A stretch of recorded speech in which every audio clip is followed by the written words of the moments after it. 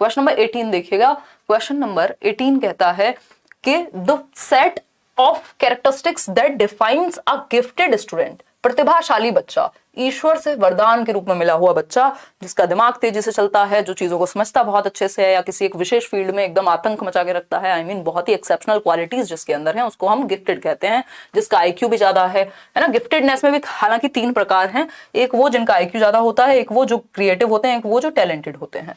Talented में आप सचिन तेंदुलकर का एग्जाम्पल ले सकते हैं, क्रिएटिविटी में कुछ भी, डांस, म्यूजिक, पेंटिंग, कुछ भी हो सकता है। और आईक्यू हाई वाले बच्चे तो आप पता ही, डॉक्टर एपीजे अब्दुल कलाम को भी इसमें शामिल कर सकते हैं। तो गिफ्टेड में भी 3 कैटेगरी होती है।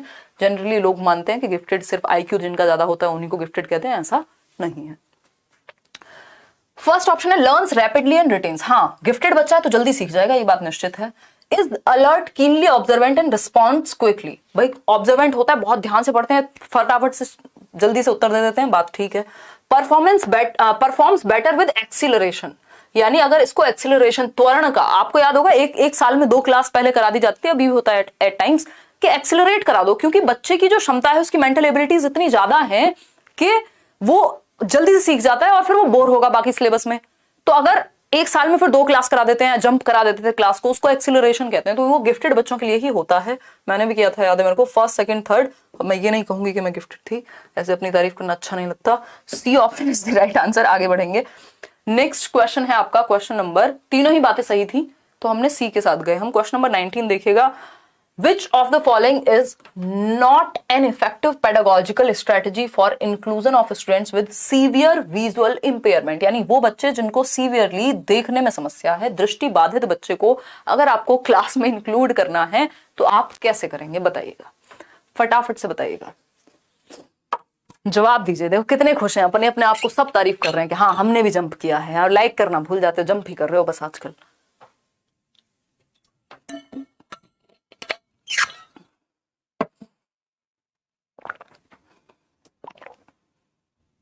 कोई कह रहा है वो तो आप हो, मेरे तो आंसू ही आ गए, रो लेती हूँ भले, जितनी तारीफ। देखिएगा, अगर हम बात करते हैं किसकी, कि इनमें से कौन सा जो है वो बच्चा जो दृष्टिबाधित है उसके साथ डील करने का गलत तरीका है ना, सही नहीं है। ध्यान से पढ़िएगा, सही नहीं है, प्रभावशाली ढंग नहीं है। स्पीकिंग क्लियरली एंड एक्सप्लिसिटली, ये बात सही है। अगर जिस बच्चे को देखने में समस्या है तो आप उसको क्लियरली, उच्चारण आपका स्पष्ट होना चाहिए, आप क्लास में क्लियरली बोलें ताकि समझ आ जाए। तो ये तो सही तरीका है, हमें गलत तरीका चाहिए। 3 डायमेंशनल मैप्स एंड चार्ट्स, ताकि बच्चा 3 डायमेंशनल कोई चीज होगी तो उसको टच और फील कर पाएगा। अब मान लीजिए मैं ये बॉटल बच्चे को दूं टच करने के लिए और उसको पिक्चर दूं, तो पिक्चर में तो उसको वैसे ही देखने में समस्या है, लेकिन बॉटल को वो टच कर लेगा। तो 3 डायमेंशनल चीजें बेटर हैं। अगर हम ये कॉन्क्रीट चीजें बेटर हैं। Felt books and felt boards, ऐसे बोर्ड्स जिनको टच करके फील किया जा सके, टेक्टाइल मटेरियल, ठीक है।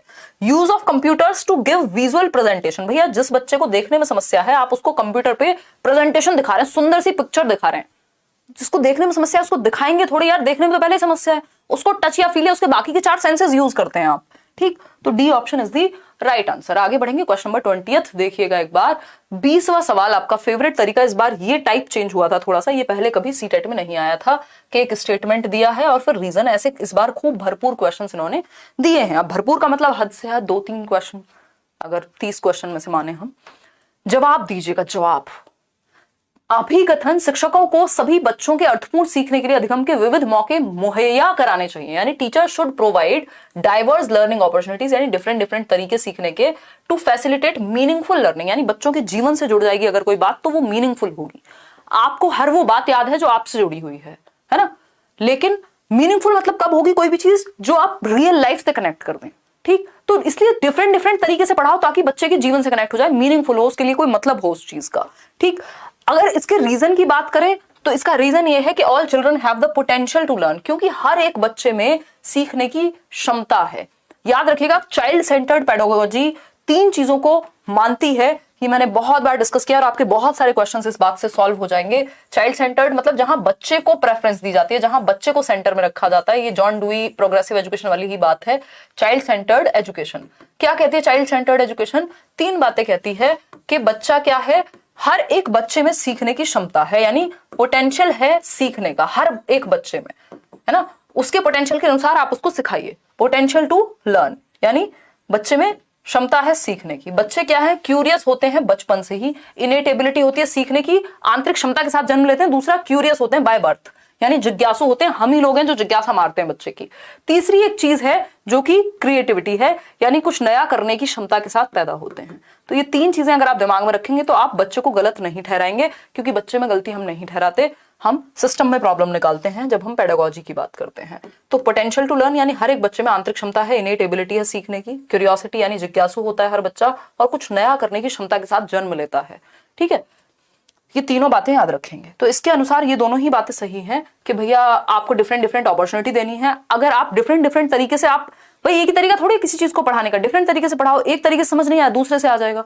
ठीक, तो दोनों ही बातें सही है, इसलिए ए भी सही है, असर्शन भी सही है, इसका रीजन भी सही है, और रीजन जो है करेक्ट एक्सप्लेनेशन है असर्शन की। आगे बढ़ेंगे, 10 क्वेश्चन और हैं, ज्यादा सवाल हमारे पास अभी नहीं है, ये सेट आपका कंप्लीट हो जाएगा। क्वेश्चन नंबर 21, अगर आप एंजॉय कर रहे हैं सीखने को तो कितने सही हुए आउट ऑफ 30 वो आप कमेंट में बता करके जाएंगे। पहले 30 क्वेश्चन अटेम्प्ट तो कर लो।